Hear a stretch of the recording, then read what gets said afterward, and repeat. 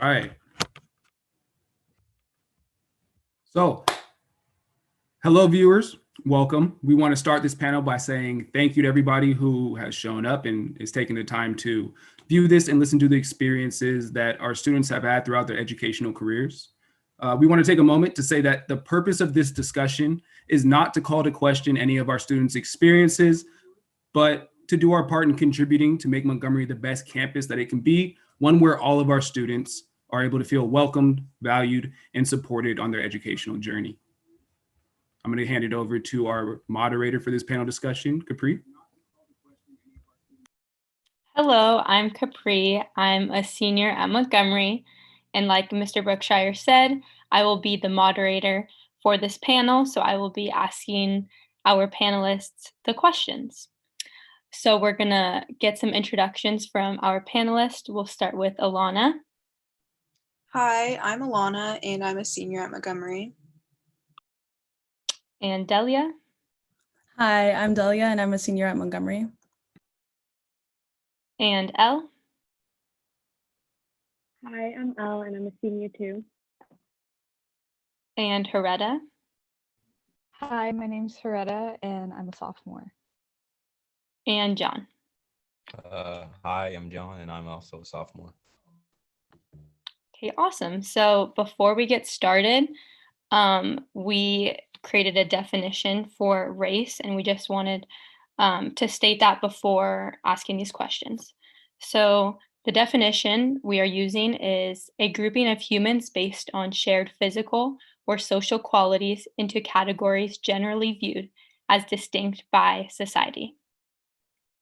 So now we will get started with our questions. The first one is, what race do you identify as?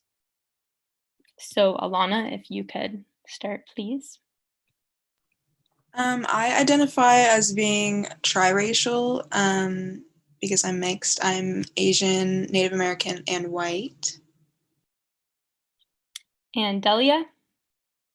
I identify with African American or Black. And Heretta? I identify as African American or Black as well. And John? I identify as Black or African American. So our second question is, when were you first made aware of your race? What is your earliest memory being aware of your race? Alana, if you could start us off. I would say probably when I was in like elementary school.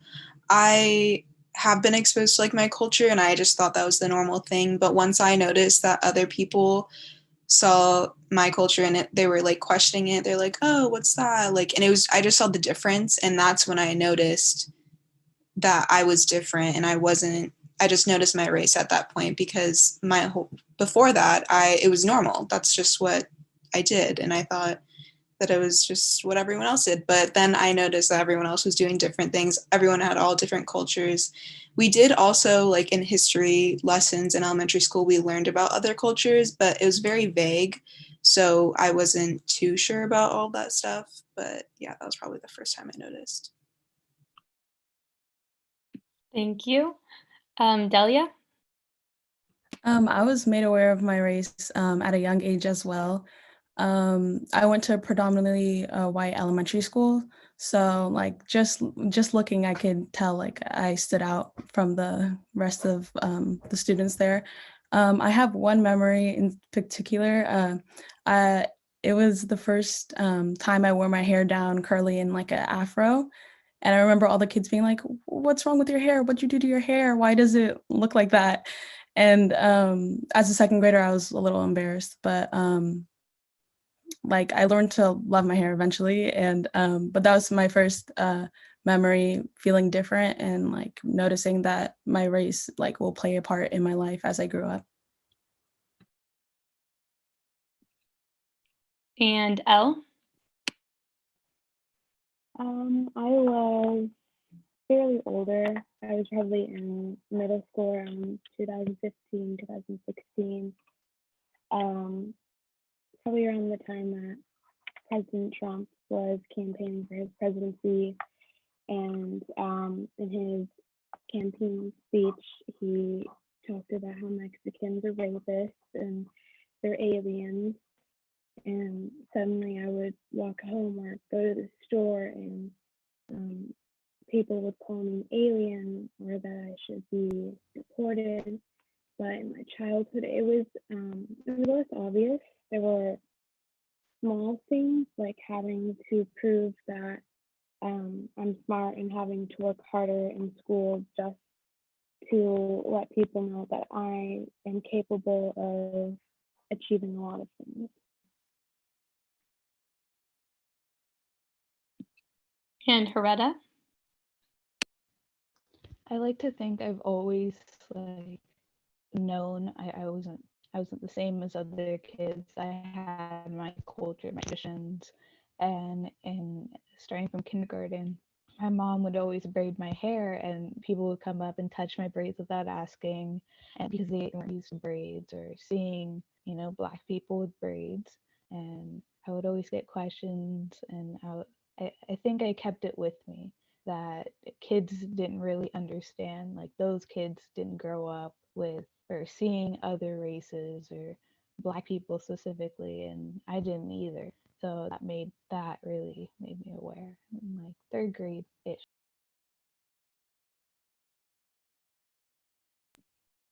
And John? Um,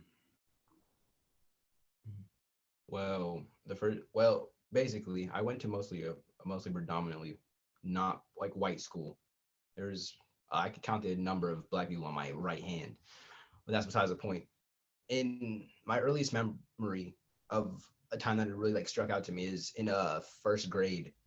There's this boy that would always bully me for like no reason, and he would bully, and then asked him in like sixth grade why he would always mess with me, and he said it's because I was Black. He would just pester me all the time. He'd kick me, throw stuff at me. One time he threw chocolate milk at me, made me super duper angry. We got into fights a few times, but yeah.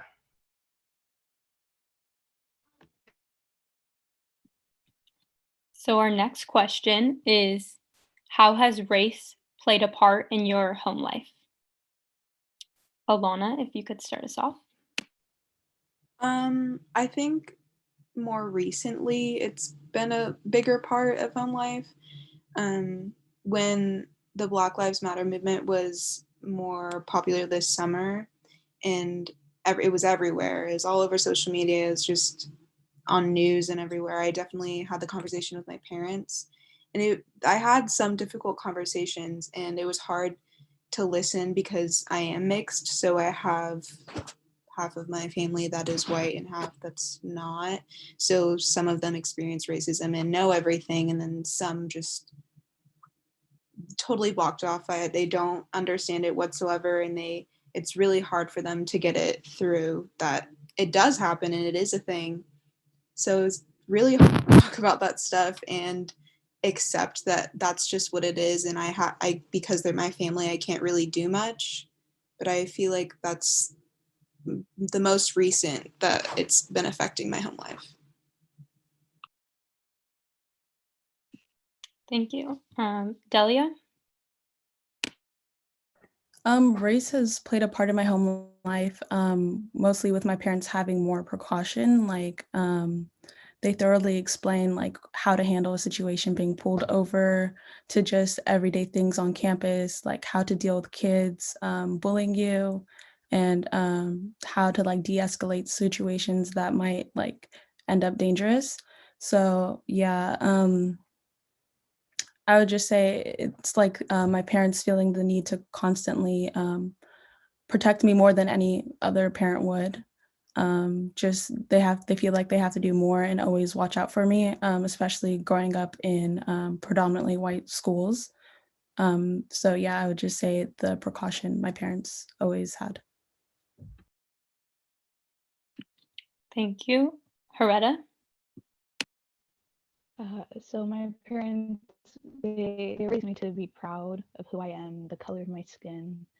They're immigrants, so they have accents, and they always tell me how people see them and how people deny that they have any sort of intelligence or educational background in their workplace or anywhere. And they say, don't let anybody judge you by the color of your skin. Know that the content of your mind is far greater than they can ever achieve. And I keep that with me. But they it, well, we were in an IHOP, and my brothers sat me down and they gave me a race talk, and we started to talk about that at home after in the ride home. And my dad, he told me about these stories about him getting pulled over. And then my mom sat me down at home and she gave me a race talk as well. And I was in 8th grade and I didn't actually think I would be driving soon. So I was kind of, happy that I wouldn't have to worry about these things. But it hurt to know that this is my reality, that this is what I have to deal with as an 8th grader who can't even drive. I had to always go by the speed limit and do whatever you can to avoid getting pulled over, because you never know if you can make it out alive, and that's just pretty scary. Thank you. Our next question is, have there been ways where you see race positively represented in school? Elle, if you could start us off with this question.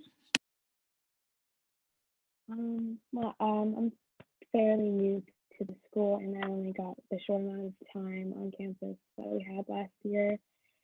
So I can't say overall, but just from what I noticed, there wasn't a lot of representation, period. I can't really, that like comes from the school. I think there were things in the works, but that they never got pushed out because of the pandemic.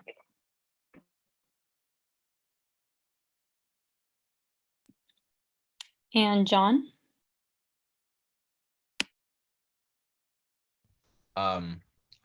The thing with this question is I haven't really seen negative representation, should I say. Most of well, it's tough because there's not much representation at all. There's not that many Black students at Montgomery as well. So it's harder to see, it's harder to see how the I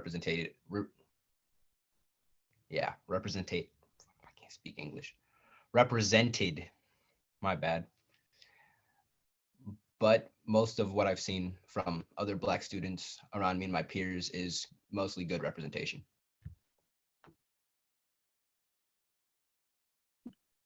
And Delia? I agree with John. We do lack a little diversity on campus. So there is a lack of representation, but I feel like inclusive clubs, like I know we had another, I think there was like an Asian American club, and like our BSU, it's just like a positive representation of race, and it gives like kids a safe space to just talk about their feelings and tell their stories and whatnot. So yeah, I think the clubs that we have, like our BSU, are positive places. Haretta? I agree. It's a predominantly white school that we go to, but we do have the BSU and the Asian American Heritage Club, and I'm really grateful that we have the BSU this year, because it's giving us a safe place to share our experiences and our stories with people who could relate to what we might be going through, regardless of whatever background they come from. And I'm really appreciative of that. And Alana? I agree with Delia. I think I mostly see positivity in the school through clubs that we have. And I'm also thankful, like Coretta said, that we have safe spaces for people to talk, and you can be of any background, and it's just a safe space for anyone to talk about any of their experiences and discuss topics that they feel the need to get off their chest. And I'm really glad that we have this year. It makes me really happy. So our next question is, have you had any negative interactions based on race at Montgomery High School or any other school? John, if you could start that question. All right. Last year, particularly, it wasn't at Montgomery High School, but I was walking from Montgomery High School, so I thought I'd bring this up. I'm walking down the street, minding my own business, walking, and then this little old lady standing in front of me, right? I'm walking behind her. She walks, pause, stops, steps to the side, and proceeds to like look at me as I walk past her, and then continues to walk behind me. Now, there's two things going through my mind at this point. Did she think I was going to rob her because I was Black? And why did she think I was going to rob her? And I came to the same assumption that it was because I was Black. It was a moment of self-realization, I guess. It sucked. Didn't make me feel good. Kind of made me feel like a villain. But I don't know.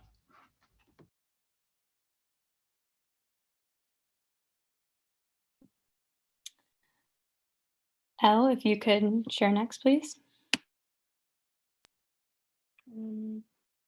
Yeah, I experienced profiling and microaggressions from other students. That honestly took me off guard because I came from another school, that didn't really tolerate any oppression, any racism, or anything else. And then I came into this new environment and people were asking me what I was. And I did not know how to answer that question. So I was like, oh, I came from this school. And they're like, no, what's your race? And I got that question quite a lot, to the point where I hate that question, and I don't like answering that question anymore.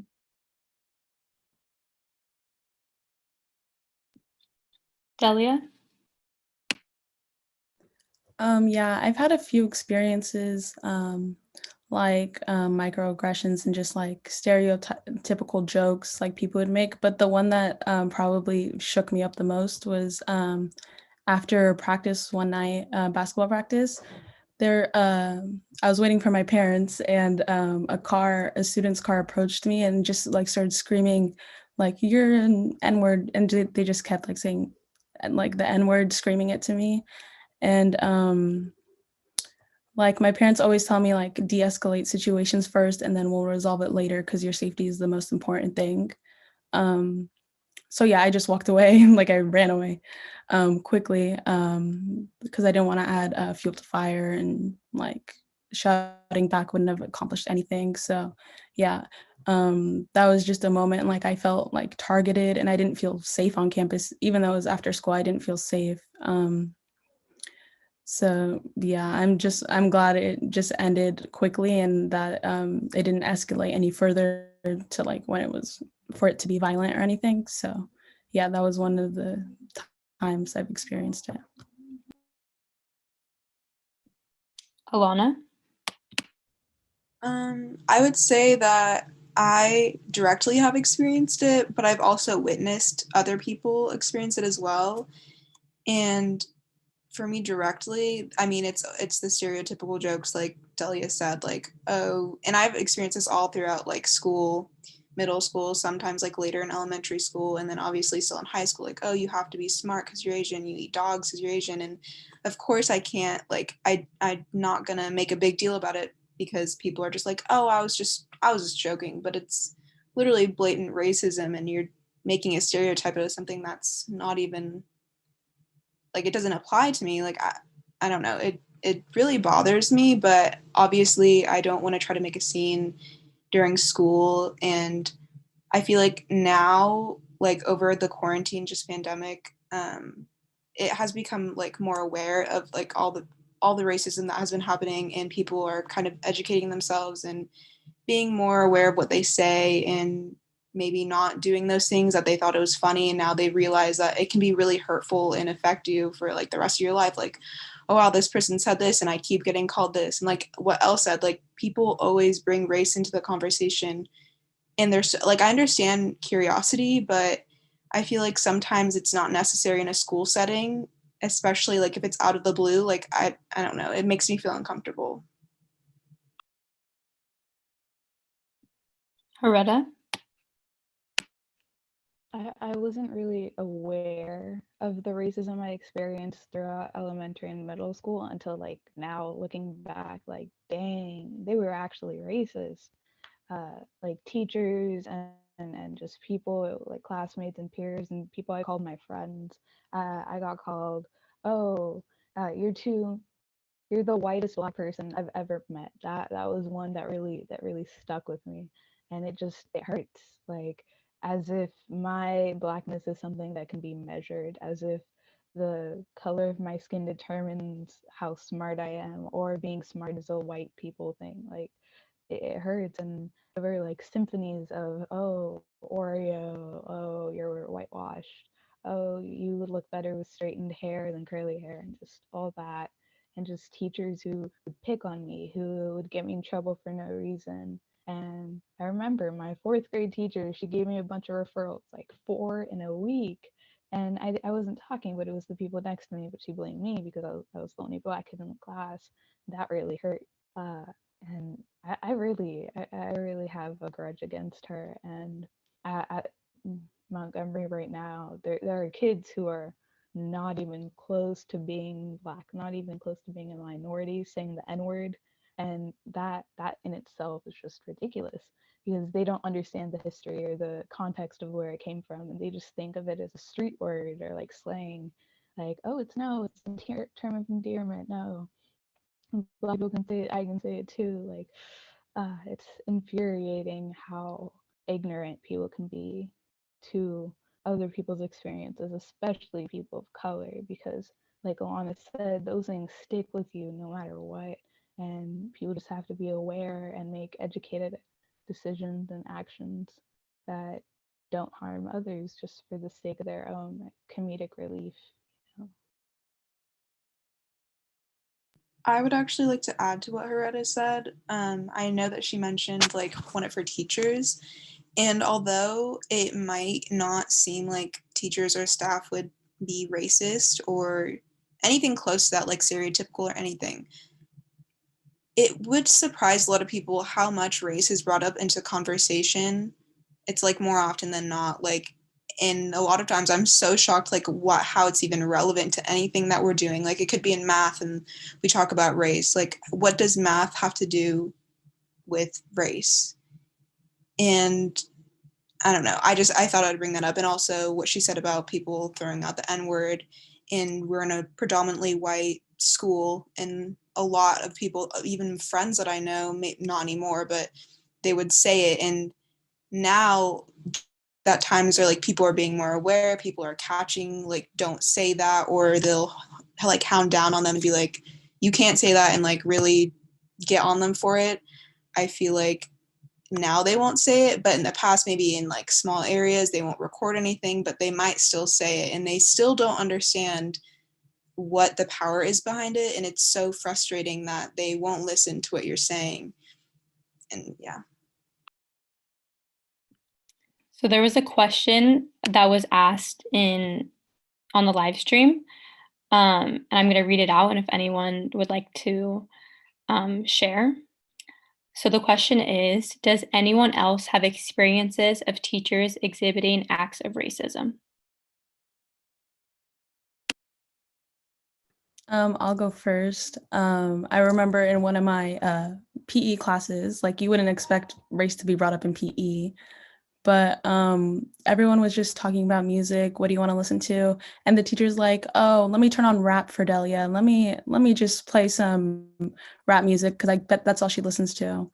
And although it's not like a huge deal, like it was like, why? Like, why are you calling me out in front of all my peers, like just to say that. Like it just seemed inappropriate, and it just made me feel like I was like all eyes were on me. So that was one experience I had. I also had an experience with a PE teacher as well. We were talking about food, and he brought up the fact that Asian people are like have a high tolerance to spice. And then one of my friends, he said, "Oh, are you gonna go home after school and eat taquitos or tamales?" It was just the stereotypical jokes that he was having, but especially coming from a teacher, it was so unprofessional to me, and it made everyone uncomfortable. We were all so shocked that he even, like, the words even came out of his mouth.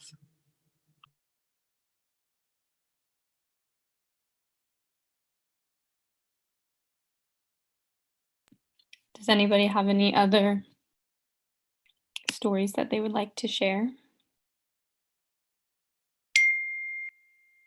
Okay, we'll move on to the next question,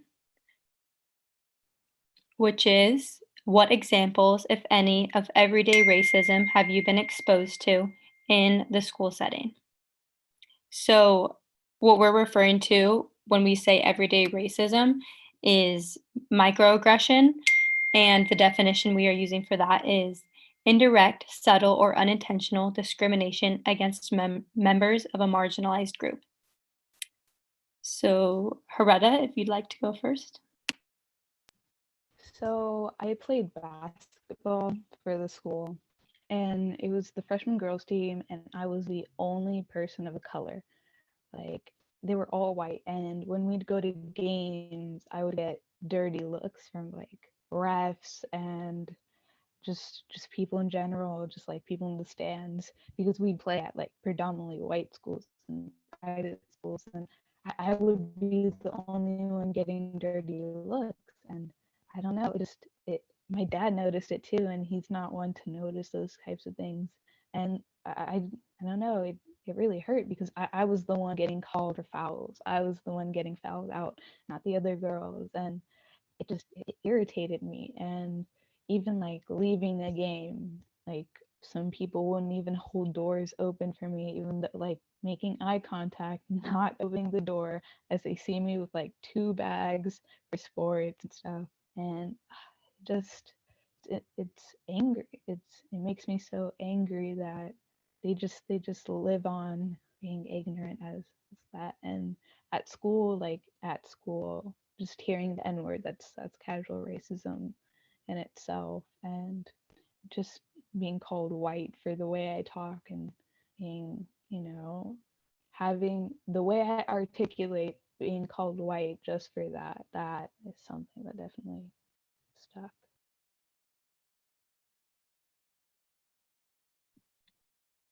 Elle? Yeah, there are definitely way too many people using the N word. I also saw people and heard people make bomb jokes to a student who came to America from a Middle Eastern country, and he would tell them to stop, and they wouldn't stop. And then in school, sometimes people would assume that I'm Mexican, or just like tell me that I'm Mexican, and then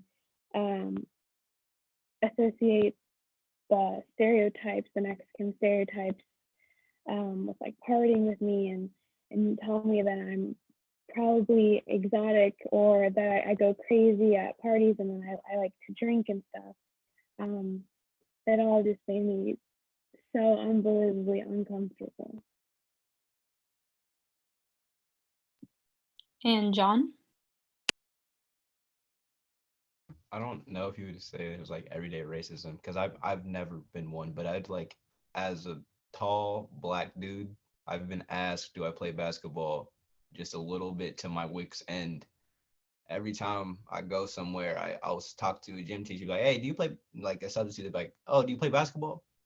Just because I'm tall and black. And no, I don't play basketball. Stop asking. I don't play basketball. I'm not good at the sport. I know I'm black, but I'm not good at it.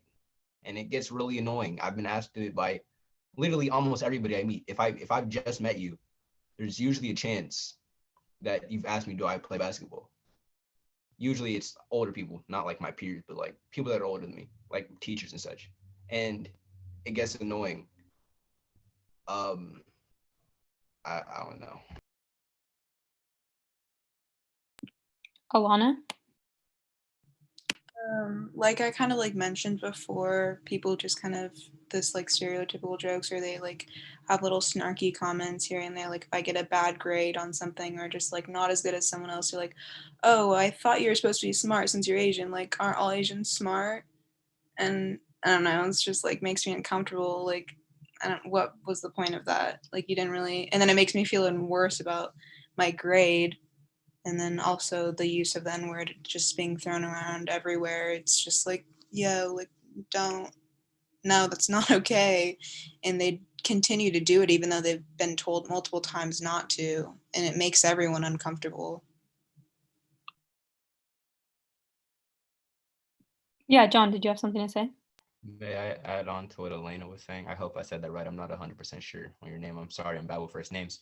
But the association with being Mexican and still being able to say the N-word, you'll tell somebody, hey, you're not black, you can't say the N-word. Like, it's cool, I'm Mexican, bro. Try to daff you up, be like, it's all right, it's all fine. And like, there's been multiple times, and it's got to the point where I was like, I can't even stop him at this point because I'm kind of outmatched. Like when you're outmatched like 18-1, you're like, bro, you can't say that. But you're like, oh, it's cool, I'm Mexican, I'm not white, it's all right. And then they just go on with their day. And I can't do nothing about it. I mean, I could, but you know.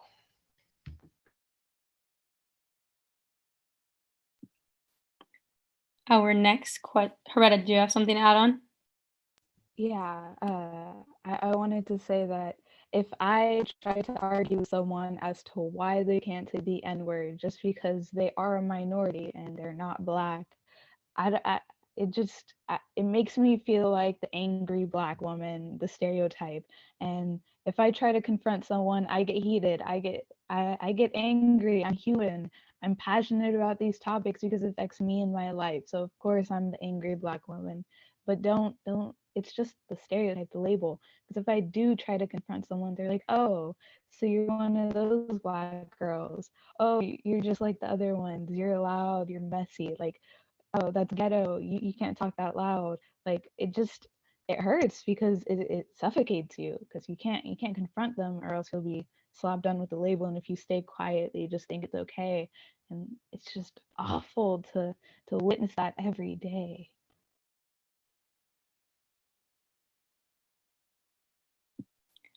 Continuing with that question, there was a question asked that says, what emotions does it bring up in y'all when you hear that from people who shouldn't be saying it? And anyone who wants to share. May I go? I wouldn't even I wouldn't push it as far to say, like, I can't even, it's weird because I couldn't say anger because it's not really, it's more of like a uncomfort. No, yes, no, it's definitely anger.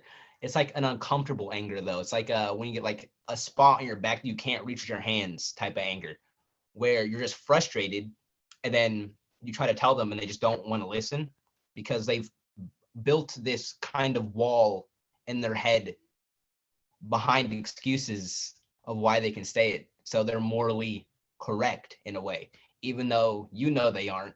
And there's somewhere in them, they know they aren't either. They're just bringing up the excuse. They're like, it's all right. I'm not white. I'm not white. I can say it. I'm not white. It's all right.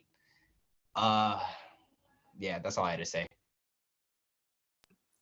Like John said, it like honestly just makes me feel helpless because if you like tried to just be calmly say, hey, you just don't say that, like don't say that word, they like immediately try to invalidate your feelings and say, oh, you're overreacting, oh, it's not a big deal, it's not the hard R, so it doesn't matter, things like that. So it just feels helpless, especially since It's like there's so many people that think it's okay versus the people that actually stand up and just tell them like, hey, don't do that. So it makes you feel like you're outnumbered and like powerless. So.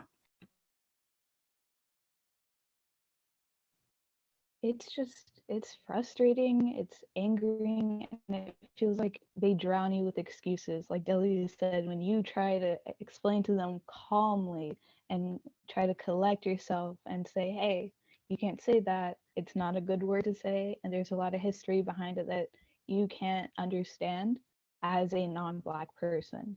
And they bombard you with excuses and just, hey, no, I can say it, I'm a minority, we didn't oppress Black people. But the word in itself, it brings up so much frustration, and you just see the ignorance. It just becomes clear, like, dang, they don't understand at all the experience and of being a Black person, of hearing that word and feeling like the weight of chains, of the slaves who died in this country, who were forced to this country, whose traditions were stripped away from them, the names they were called, all the pain that they felt as slaves in this country, and hearing that word, it all hits you in just 1 second, like, and you feel all their pain, all their burdens, and it's like, I wish they could understand too.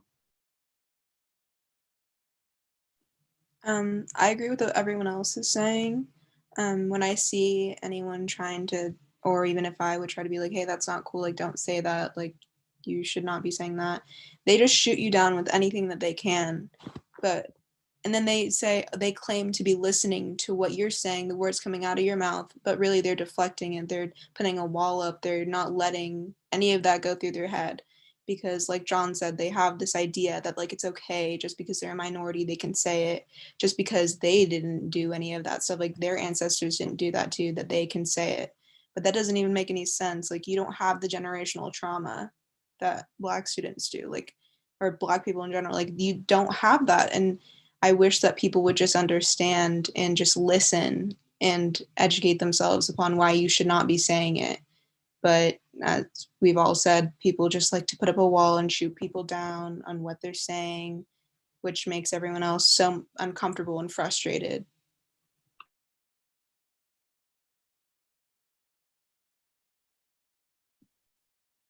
Anyone like to add anything else?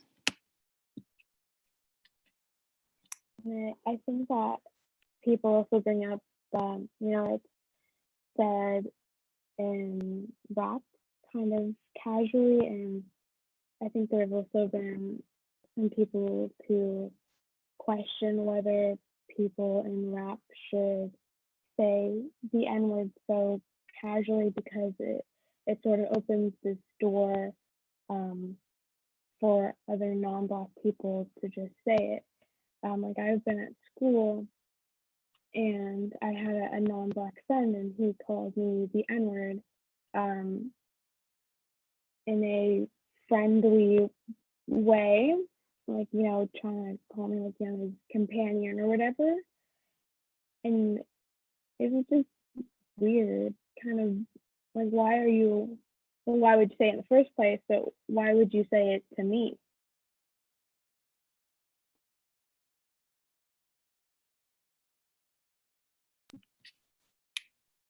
Anyone? Anything else they would like to add?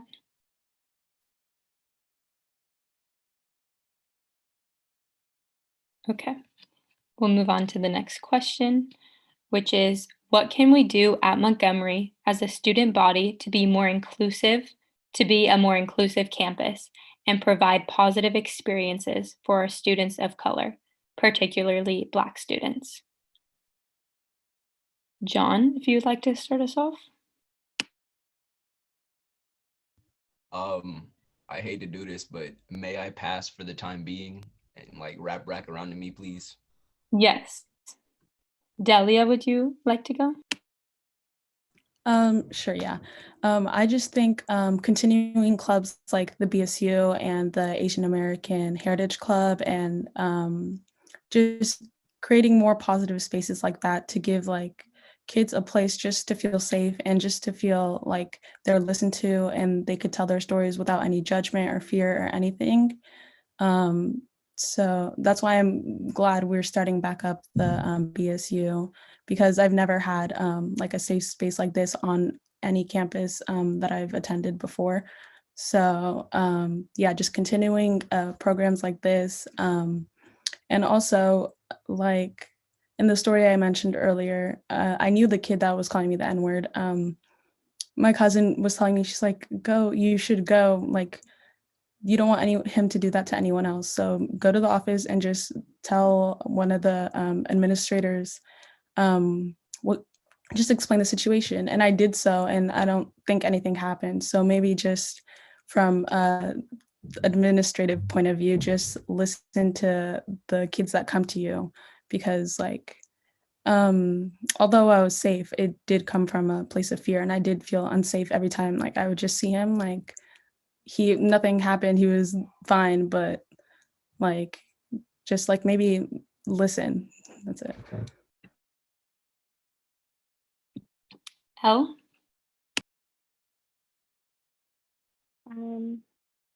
Well, I think that this change is going to take a really long time, but I think it starts at the foundation of our campus culture.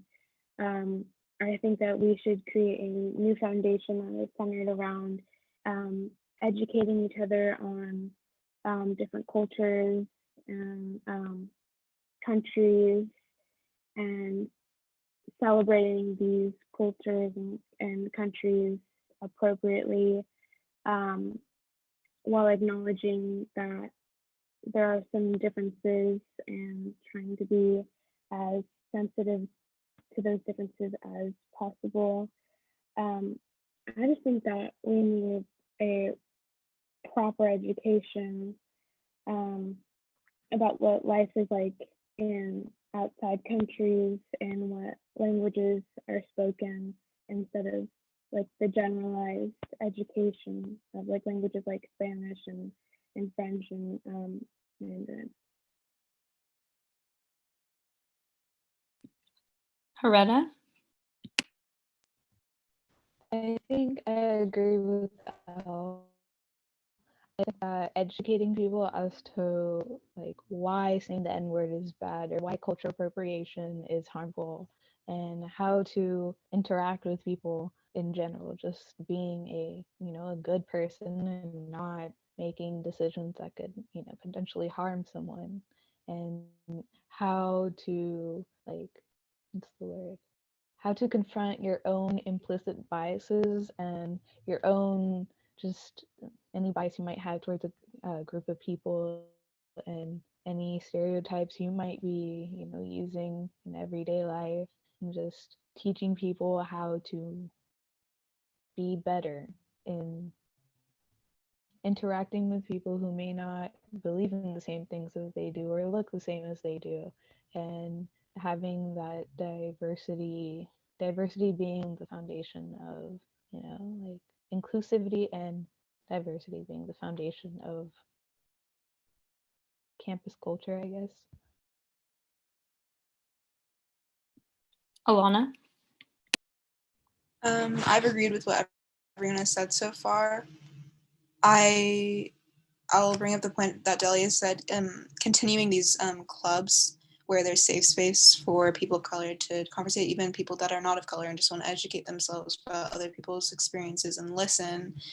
And also, I think a really big point that people need to learn, at least for some people, is respecting other people and learning how to listen and educate themselves and know that, like, without cultural appropriating, like Elle said, like you can appreciate other people's culture and respect them, and also educating people why you should not be saying the N-word. But I think a main thing, at least in my eyes, is respecting one another. Yeah. John? I'm gonna be honest. I'm still blanking. I'm sorry I couldn't answer the last question. I apologize. It's okay. Um, we have a question that just came in. If you could say one thing to the individuals that contribute to acts of racism on or off campus, what would it be? Why? Just not even like a hate filled or like a just nothing. Just why? For what reason must you be like hateful to everybody? Can we just coexist, say kumbaya? There's not really a reason to, come at me and hate crime, not hate crime me, but just be rude to me because I'm a different skin color. We're all humans. We all bleed the same blood. We're all, I guess, but we all bleed red. We all have bones. We're all like that way. We should be together and not apart.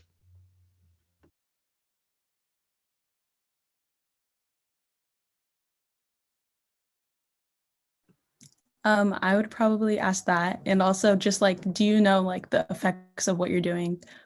Like if I could sit down and talk to them, I would just ask them, like, do you know like what you're contributing to the racism that people of color face? Like, do you know the power that those words and those racial stereotypes and microaggressions all hold? Like, are you just aware of it, or do you choose to ignore it? Or are you just ignorant?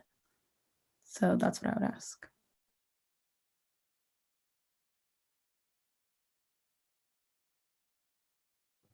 I would ask about the same things, Delia. Like, do you understand the pain that you've caused people?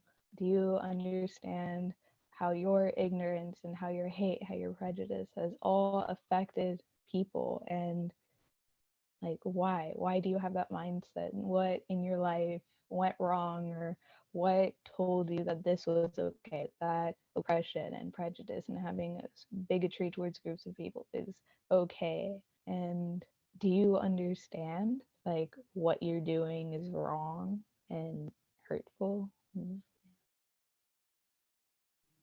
I would probably say the same thing that everyone else has said. Like, why? What motivated you to say these words to me?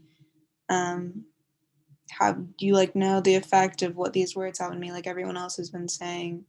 I just feel like usually those people don't really understand completely. Like a lot of times they can be people that are not of color, but they can also be people of color, and it's sometimes more confusing that way because you're like, I feel like maybe you think my race has like targeted you at some time, but that doesn't mean that like you can go out and be mean to that whole race and just be like, I hate them. I had one bad interaction with them, so I'm just gonna be hateful to all of them. Like we're all people and we just want unity and to respect each other and to be nice, not be hateful.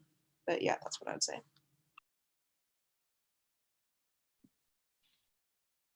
Does anybody have anything else to add to that question?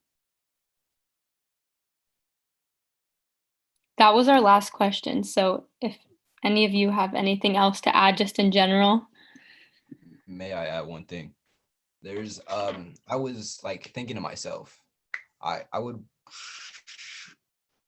it's the like it would probably have to do with one of our earlier on questions, but the you're not like the others thing that people would say. Like I'm a very quiet person. I don't like to be loud. And I remember this one time where people were yelling and I was like kind of sitting to myself in a corner. Someone walked up to me and you're like, he said it in exact words, you're not like other blacks. And bro, I didn't even know how to feel at that moment. Like it caught me off like guard. It was like someone like threw a ball at me and just hit me off the side of the head. I didn't know what to do. That stuck with me and it still sticks with me. I really just don't like that comment. You're not like the other ones. I hate that comment so much. It hurts.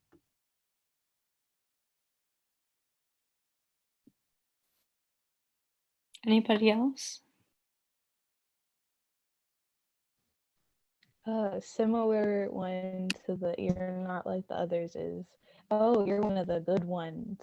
Like that, oh, that infuriates me. That fuels a fire inside me. It makes my blood boil. Like good ones, as if all black people are bad, as if there are bad black people, or that people just separate them in groups, good and bad. And it hurts because like dang, they probably thought I wasn't a good one. I was a bad one, you know?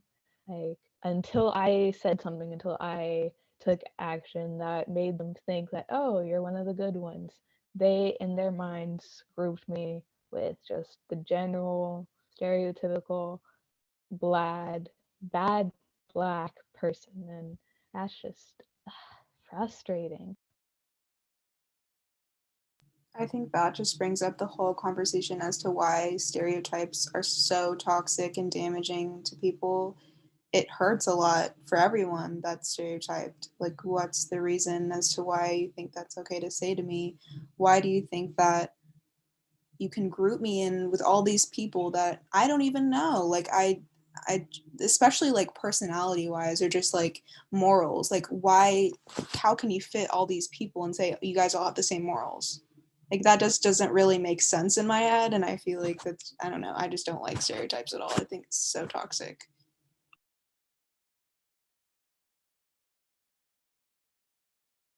Yeah, like I can't really understand why, um, as like the human race, why we can't just accept each other as humans. Like, why can't we just be people? Why do we always have to separate ourselves by the color of our skin? Like, why does that have to matter so much more than anything else?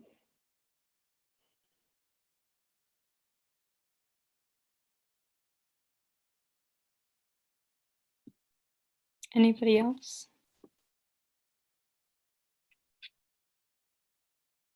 Okay, well, those were all of our questions. So that concludes our panel discussion. Thank you to our panelists for sharing your stories and experiences, and to the viewers for taking the time to listen.